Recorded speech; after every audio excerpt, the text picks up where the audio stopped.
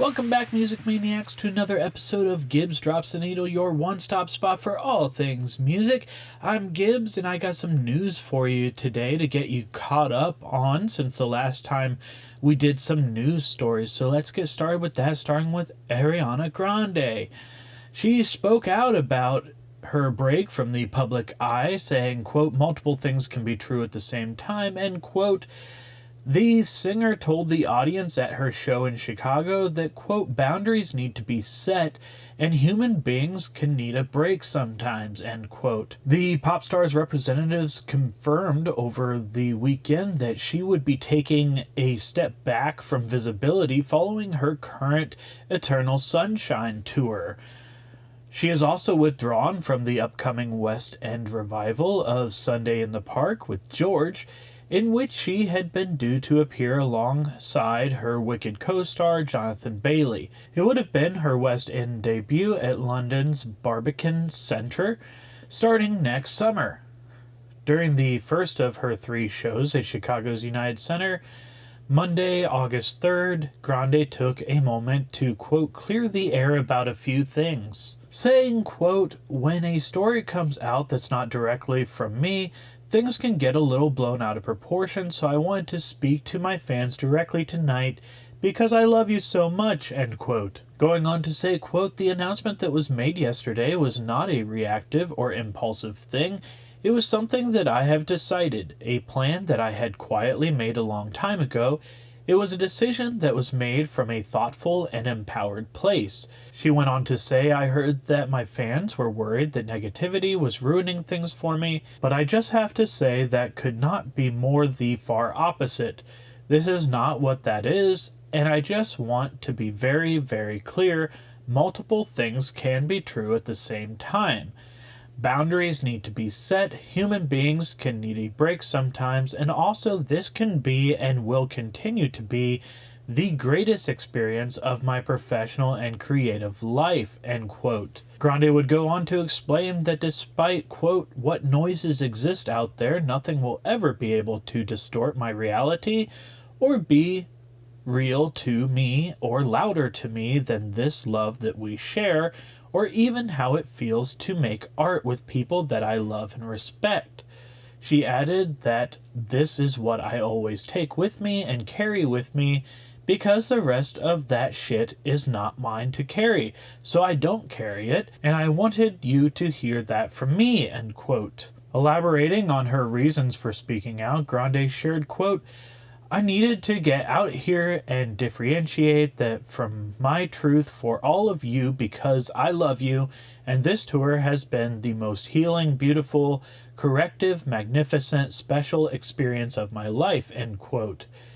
The initial statement about Grande's decision to step back from public life came shortly after she released her 8th studio album, Petal, which we had talked about, on July 31st. Her reps said she would be, quote, taking a much-deserved break from public-facing work and appearances, which has led to endless ongoing public scrutiny, end quote. The message stated that Grande would end the tour on a high note, both healthily and happily. People quoted a source close to the star who emphasized that she was in good health. Quote, she performs a very physical show and there's a lot of athleticism involved. They commented she performs healthily and successfully at a very high level night after night, end quote. The decision comes after renewed public commentary surrounding Grande's body and appearance, which intensified online after she recently released the video for Petal, the title track from her new album. Last month it was reported that Grande had also pulled out of the new season of American Horror Story due to touring commitments. She is still set to appear alongside Ben Stiller and Robert De Niro in the upcoming Meet the Parents sequel, Focker-in-Law, which is due to be released in November. Grande played 2 more concerts at Chicago's United Center on August 5th and August 6th. She will then head to the UK for a 10-night residency at the O2 in London between August 15th and September 1st. In a 3.5-star review of Petal, an ME wrote, quote, rather than turning headache into collective joy and wonder, which has always been her greatest strength, pulls inward, beseeching the listener to hold empathy for her experiences, even as she reportedly looks to step back from the public life following the Eternal Sunshine Tour, end quote. The only thing I will add about that, and I'm not at all body shaming or trying to make a controversial statement on her appearance, that's not my place to judge, but it does look like she has lost a lot of weight, and she definitely doesn't seem to look the same as she did before. And if she's happy with the way she looks, that's all that matters, and no one should judge her for that. But I can get where maybe some people have been concerned about her appearance and just trying to look out for the well-being of her and making sure that she's not doing anything to negatively impact her health in that way. So I do see where people have concern, but at the same time, her body, she can make decisions on what she wants to look like, and I am in no way shaming or saying that she should look a certain way. That article was brought to you by NME. Next article I have came from Stereo Gum, and it's about Carly Simon revealing Parkinson's disease and cancer diagnosis that spurred first new album in 18 years. The veteran singer-songwriter Carly Simon hasn't performed live since 2018 Tibbet House benefit at Carnegie Hall, and she hasn't released an album of new songs since 2008's This Kind of Love. She did not attend her Rock and Roll Hall of Fame induction in 2022. She did announce a new album called Comes in Waves as she shared the lead single Howl. Now Simon has revealed the reason for her return. She's dealing with Parkinson's disease and the form of skin cancer known as basal cell carcinoma. If she's going to release any more music, she has to do it now. The 83-year-old Simon revealed her diagnosis in a letter that she posted on Instagram. In that statement, she writes bravely and candidly about the effects of Parkinson's, a degenerative condition that can be treated but not cured, saying, "My dad died of Parkinson's, it fucking sucks." She also says that her appearance has been affected since this skin cancer was removed from her face. Quote, "I have always been more critical of my appearance than anyone else could possibly imagine. Check out the irony of having written You're So Vain, and this gave my inner critic quite a lot of new material," end quote. Simon writes eloquently about how difficult it is to do anything when you're fighting Parkinson's, but she notes that she hasn't stopped working. She says that her upcoming LP Comes in Waves consists of songs and fragments that, quote, "had been waiting for me, some for years," end quote. And she'd been saving them for an unknown point when she'd have time to finish them. Quote, "Apparently that future is now," end quote. Her full letter that she shared says, "So many people have written to me kindly wondering about my relative silence, asking how I am and what I have been doing. The truth is, I've been learning how to live with Parkinson's disease. It has taken me some time to understand the diagnosis, to adjust to it, and to decide how much I wanted to say about it publicly. Parkinson's is different for everyone, and it can be unpredictable. Some days I'm so tired I can't get the day moving at all. On others, it gives me a little more room to move, think, work, and feel like myself. The problems began with arthritis in both knees and one hip. I eventually had all 3 joints replaced, out with the old and in with delicate bouquets of metal and plastic. After 3 replacement surgeries, I assumed my difficulty walking was simply an unfortunate and rather ironic part of the recovery process. But my mobility continued to worsen. I had trouble standing up from low chairs and deep couches without someone offering me an arm. Overstuffed furniture became an enemy. Once seated, I could feel as though I had been swallowed by the chair and might remain there permanently like a guest who had badly overstayed her welcome. Eventually, there were periods when I could not walk without considerable help. My family and I knew that something more was going on. After an extensive evaluation at the Mayo Clinic, I was diagnosed with Parkinson's. I began treatment, including taking medication to help with stiffness and other symptoms. There is no tidy or predictable schedule to the illness. It does not consult my calendar before deciding what kind of day I am going to have. Parkinson's is usually associated with movement, tremors, and balance, but it can affect much more than the body. It can bring anxiety, depression, exhaustion, and apathy. The apathy is particularly strange. You can find yourself lying there like a starfish drying in the sun, arms pointing in all directions while nothing inside is telling you to get up, read, watch, write, sing, call someone, or do much of anything at all. That has been one of the hardest things to explain. It is not simply sadness or laziness. It is though the part of the brain that sends out invitations to participate in life has temporarily misplaced the guest list. During this same period, I was also treated for basal cell carcinoma on my face. The cancer was removed, but the surgery affected my appearance and made me more self-conscious about being seen in public. I have always been more critical of my appearance than anyone else could possibly imagine. Check out the irony of having written "You're So Vain," and this gave my inner critic quite a lot of new material. Between my mobility issues, the Parkinson's diagnosis, the surgery, and the emotional effects of it all, withdrawing from public view was the most palatable reaction. If a person is allowed to hibernate during both winter and summer, then I have become an all-season bear. But I have not stopped living and have not stopped working. In the middle of all of this, I began recording a new album, Come in Waves. That still feels mysterious to me. Music has always known when to arrive. It has rescued me more times than I can count. It is like a cat or dog that quietly appears beside you when it senses you are not quite yourself. The album includes songs and fragments of songs that had been waiting for me, some for years. There were melodies, verses, and ideas written down and tucked away for some unknown future when I would have time and attention to finish them.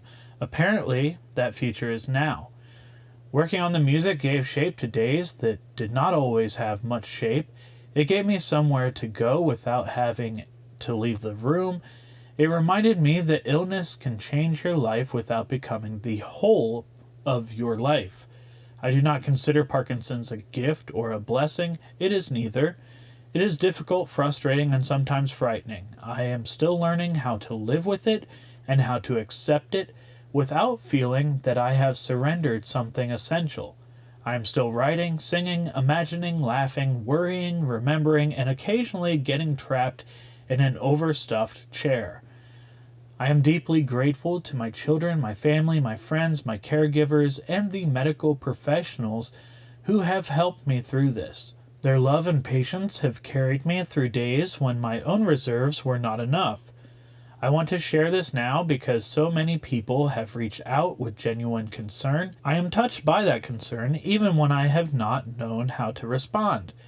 These days I move more slowly, I lean on others more than I once did, and I have learned to accept that every day will look a little different. But I am still very much here. With love, Carly. I think that that's amazing and just shows the power of music, that it can heal or it can at least help you cope. And the fact that she goes from just wanting to lay there and not do anything to finding that motivation through music is just a great testament to what music can do for you. And I know that music has been used for many medical illnesses and diseases. I have a friend that is what he's majoring in. He is trying to find the ways that music therapy can really help people with dementia and all kinds of illnesses reconnect and find themselves again. And just the power of music is something so special. This article goes on to say that Come in Waves is going to come out on August 14th. The album includes one of the final recordings from the late rapper and producer John Forte, whose prison sentence was commuted after years of advocacy from Carly Simon. So again, nothing but well wishes sent to Carly Simon's way, and hopefully music continues to be a great outlet and great, in some ways, cure for her. The next story that I have for you comes from NME, and it is related to a few episodes back when I mentioned that the Grammys were adding some new categories, and one of the new categories were Asian pop. So personally, I thought this was a great thing, because anytime you can recognize more artists for their contribution to music, I find that to be great. Not everyone took it as that way though, as BTS has decided to back out of the Grammys in protest to the new Asian pop category. Harvey Mason Jr. also clarified that the Asian pop category was created to celebrate the depth, diversity, and extraordinary growth of pop artistry coming out of Asia. The CEO of the Grammys has reacted to BTS backing out of the ceremony to protest the Asian pop category. Recently, as I had mentioned, the Grammys confirmed that next year's awards would feature the Best Asian Pop Music category. The category aimed to celebrate artistic excellence in pop music from Asian markets, and entries must possess meaningful use of one or more Asian language. In response, BTS announced that they would refuse to submit their new album, Erarang, for the category, saying, quote, "We hope music can be heard and loved for itself beyond regions or languages. They said we are grateful to our army and everyone who has always supported us," end quote. So now the CEO of the Recording Academy, Harvey Mason Jr., has commented saying, quote, "I am saddened to hear that BTS has chosen not to participate in the Grammy Awards process this year, but as a music creator, I understand and respect their decision," end quote. He went on to clarify that the Asian pop category was created to celebrate depth, diversity, and extraordinary growth in pop artistry coming out of Asia. The spirit of this new category is to shine a dedicated spotlight on these important artists. More categories mean more artists' work is getting recognized. It's never to divide, but to expand who is recognized by our 15,000 Grammy voters. He added that any artist submitting music in any genre category are still eligible to participate in the general field categories such as Record of the Year, Album of the Year, and Song of the Year. Recognition is a genre category, and recognition in the general field are not mutually exclusive, he wrote. An artist can absolutely pursue both. Next year's event will be held on February 7th of 2027, and submissions opened on July 7th and will close on August 28th of this year. So I personally respect any artist's decision to participate or not participate in whatever they want to. But at the same time, I do feel like the Grammys was trying to do something nice and put a spotlight on a specific genre of music. And it's okay to receive the worldwide recognition and be included still in the Album of the Year, Song of the Year categories, and still get recognized for your specific genre. You have that all throughout the Grammys. You have best rock performances and best pop performances, things like that. So what is the big deal by specifically saying that you're going to have a best Asian act category? There's now a best Latin music performer category. That doesn't mean that Bad Bunny can't be recognized for Album of the Year. Obviously, he's won that award before. So I don't really get the complaint about trying to recognize more artists. As the Grammys said, anytime you can recognize more artists, that's great, because even though they might not win the awards, some of these other artists that are maybe Asian artists that aren't getting the full worldwide exposure that, say, a BTS is getting, they're going to get recognized because they're nominated for the awards.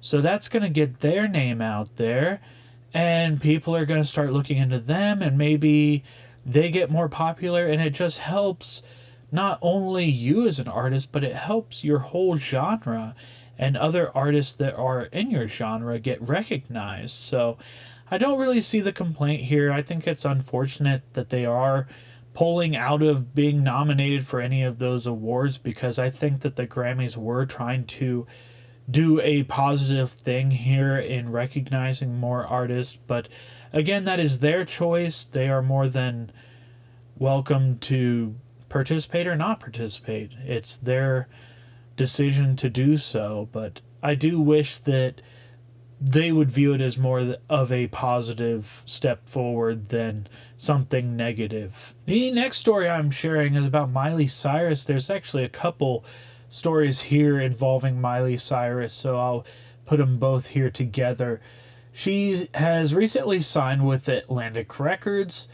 The pop star had been with Columbia Records since 2021. This article comes from Rolling Stone, saying Miley Cyrus is ushering in a new era of her music career, signing with Atlantic Records, label home to Bruno Mars, Charli XCX, Cardi B, Kalani, and many others, Rolling Stone has confirmed. It marks Cyrus's exit from Columbia Records, the label she joined in 2021, with whom she released a string of hit singles including Jaded and Flowers. Cyrus has never quite operated the way a typical pop star might be expected to, and this label switch is the latest example. She started out as a Disney artist, where her Hannah Montana character doubled as a springboard for her own pop stardom. The Disney chapter yielded one of her most iconic songs, 2009's Party in the USA, whose popularity has seen several resurgences in the decade plus since its release. In 2013, Cyrus made the musical equivalent of an About Face, moving to RCA Records and the Sony Music umbrella for a 3-album deal that included her statement-making Bangers and its breakout hit We Can't Stop. The following Bangers tour featured Cyrus at her unconventional peak. In 2024, Cyrus revealed that she funded most of the creative pieces for the show. The Bangers tour was an investment in myself, she said at the time. A lot of these ideas were kind of so outlandish that no one really wanted to support me in making these pieces. Not to be outdone, Cyrus released the glam rock Plastic Hearts in 2020 before shifting labels internally to Columbia Records, where her run included 2023's Endless Summer Vacation and 2025's Something Beautiful. The global success of Flowers could have supported an equally supersized tour, but Cyrus hasn't headlined her own outing since Bangers, and hasn't been out on the road much at all since an 11-date festival tour run in 2021 and 2022. Saying, quote, "I wish I had the desire, but I don't," end quote. So what will this next chapter of Miley sound like? The pop star recently spoke with Wonderland magazine for a special issue she guest edited in close collaboration with Chief Creative Officer Alistair McKim. The magazine features members of Cyrus's community, family, and influences, including Dolly Parton, Noah Cyrus, Kalila, Likey Lee, Sky Fiera, 070 Shake, Tawa Bird, and Suzanne Vega. Quote, "I love feeling aligned with my purpose, my power, and my gifts," Cyrus said. "I feel closest to something bigger than myself when records flow through me. It's almost impossible to describe. It's like waking up from a dream you can still feel in your body, even though you can't fully explain it logically. Songwriting feels like crossing over to another side sometimes," end quote. Cyrus's move to Atlantic follows the departure of one of the label's biggest hit makers, Ed Sheeran, who inked a new deal with Interscope Records earlier this year. Pop stars have been doing plenty of shuffling around between labels as of late. This article kind of transitions into another article that I found on Consequence that is about Miley Cyrus coming out with her 10th studio album and saying it's a reflection of where I am at in my life. This article references the Wonderland magazine interview, which I had already spoke about, and said that she teases her next album during an interview with one of her longtime heroes, Blade Runner and Kill Bill actress Daryl Hannah. The project, her 10th studio full-length album, reflects Cyrus's relationship with her fiancé, Lily drummer Max Mirando, to whom she got engaged in late 2025. However, the album also centers around self-love. The singer explained, quote, "The album is a love story, but love stories are never one-dimensional. They're always layered. There's definitely a romantic thread weaving through it, because like all my records, it's a reflection of where I'm at in my life. But this one feels especially meaningful because this feeling has stayed with me through multiple eras.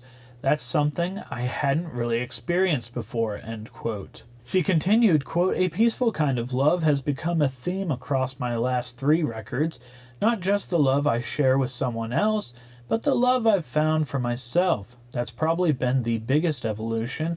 Once your relationship with yourself changes, every relationship around you changes too. I think this record celebrates both of those equally," end quote. The 33-year-old artist added that the songs were made on a feeling with people who aren't precious about ideas and want to surprise each other and are comfortable throwing an idea away or expanding upon it, including her fiancé. Cyrus also revealed that she made several decisions that helped her stay focused on making the album, including keeping it to 10 songs and coming in with a rough sound and concept that, quote, "gave me a really strong compass without making the process feel forced." She would go on to say, quote, "I trusted that the vision would reveal itself instead of trying to control every piece from day one. As each song came into focus, so did the world around it," she recalled. "Visually, I actually handed some of the creative keys to Alistair McKim, which is really how this issue came to be. But even before I made the record, I already knew certain things. I knew the color would be red. I knew I'd be in a leather hat. I knew the frame of the imagery." Speaking further, Cyrus said, quote, "Collaboration is a dance. You have to know when to lead and when to follow. I love bringing in people I trust because they'll take an idea I have and make it possible. Everyone brings their own perspective, and that's what makes the work richer and dynamic," end quote. As reported by Variety, Cyrus is now signed with Atlantic Records, which we had already talked about. So some new music to look forward to from Miley Cyrus. It didn't seem like there would be a release date or anything, but I'm assuming that it's probably fully recorded, if not close to being fully recorded, and probably just finishing up the mastering and all the little things like that to get the album ready. And as soon as it is ready for release, I'm sure we'll go over it on a New Music Friday, and it'll probably end up making some impacts on the charts, I would imagine, as well. So be on the lookout for that. The next article also comes from Consequence, and it's about Prince's Purple Rain being turned into a musical and is going to open on Broadway in spring of 2027. More than 2 years after it was first announced, the stage adaptation of Prince's Purple Rain has officially found its Broadway home and will open in spring of 2027. The musical will begin preview performances at New York City's Majestic Theater on March 12th of 2027, ahead of an official opening night on April 12th. The announcement arrived on the 42nd anniversary of the original Purple Rain film's theatrical release and follows the production's developmental world premiere in Minneapolis last year. Directed by Tony Award nominee Shaheem Ali, who also contributed to Buena Vista Social Club, the Broadway production features a newly revised book by Peter Dutchin, choreography by Emmy Award winner Ebony Williams, and music supervision, arrangements, and orchestrations by Tony Award winner Jason Michael Webb. Prince collaborators Bobby Z and Morris Hayes will also serve as music advisors. Based on Prince's landmark 1984 film and its Grammy-winning soundtrack, Purple Rain follows the kid, an ambitious young musician, navigating family turmoil, artistic ambition, and romance while chasing success in Minneapolis's club scene. The stage adaptation will feature more than 20 songs from Prince's catalog, including When Doves Cry, I Would Die For You, Let's Go Crazy, Take Me With You, and the quintessential title track. The production was first announced in 2024 before making its pre-Broadway debut at Minneapolis' State Theater in 2025. Following that run, the creative team underwent significant alterations, with Dutchin replacing Pulitzer Prize winner Brandon Jacobs Jenkins as book writer and Williams joining the production as choreographer alongside Ali's continued direction. Tickets for the Broadway production are expected to go on sale in September, with additional casting announcements still to come. The Broadway production is the latest major project keeping Prince's legacy alive in 2026. Later this summer, his estate will release Timeless, a new posthumous album collecting 10 rare and previously unreleased recordings spanning nearly 4 decades of his career. Ahead of its August 28th release, the collection has been previewed by the songs With This Tear and Stone. So very exciting that Purple Rain is going to be hitting the stage, and also I didn't know that a new Prince album is going to be dropping in a couple weeks, so that'll be exciting to listen to as well. Some new unreleased previously Prince music. Purple Rain is such an iconic musical film, and the soundtrack is one of the best movie soundtracks out there, probably, and just great that it's going to get a stage adaptation. I am sure that it's going to make a great stage show just because of how theatrical the whole movie was anyway. It's going to transfer great onto stage, I would think, and it's probably a big deal because I know that Prince doesn't really license his music out to a lot of people. Obviously, he's passed away now, so it's his estate that deals with that, but still, Prince music doesn't get licensed out to just anybody. So the fact that it's getting licensed out and getting a official Broadway release, that's going to be a great thing to look forward to next spring. The last story I wanted to include came from Pitchfork, and I mainly included it because I remember on a New Music Friday we went over Tyla and her A-pop album. So I just wanted to let you know that there is going to be a world tour. Following that, it was announced Tyla is taking her new album, A-Pop, worldwide with a tour that will travel across Europe, North America, and Africa. The singer has announced a 34-date global run, with shows confirmed in Brooklyn, Paris, Lagos, and a closing show in her hometown of Johannesburg. The run marks Tyla's longest series of North American show dates. She plotted a world tour back in 2024 off her debut self-titled album, but canceled the run due to an injury. Tyla's lead single, The Once Inescapable Water, won the inaugural Grammy for Best African Music Performance the same year. Travis Scott appeared on that remix of it.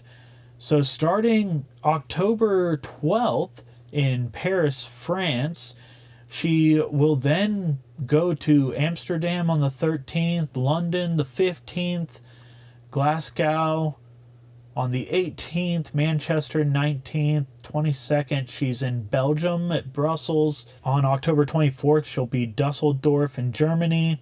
The 25th will be Frankfurt, Germany. 27th, Berlin. 29th, Stockholm, Sweden. October 30th will be Oslo, Norway. November 1st will be Copenhagen, Denmark. November 12th will be Wheatland, California. The 13th will be San Francisco, California. The 15th will be Vancouver, British Columbia. November 17th, Seattle, Washington. November 20th, Denver, Colorado. The 22nd, Chicago, Illinois. 25th, Boston, Massachusetts. The 26th, Toronto, Ontario. The 28th, Brooklyn, New York. Then in December 2nd, she's Washington, D.C. The 5th, Tampa, Florida. The 6th, Atlanta, Georgia. The 9th, Irving, Texas. 10th, Houston, Texas. 11th, Austin, Texas. December 14th will be Phoenix, Arizona. The 15th, San Diego, California. 16th, Los Angeles, California. The 19th, Las Vegas, Nevada. 22nd will be Lagos, Nigeria. January 4th of 2027 will be Cape Town in South Africa.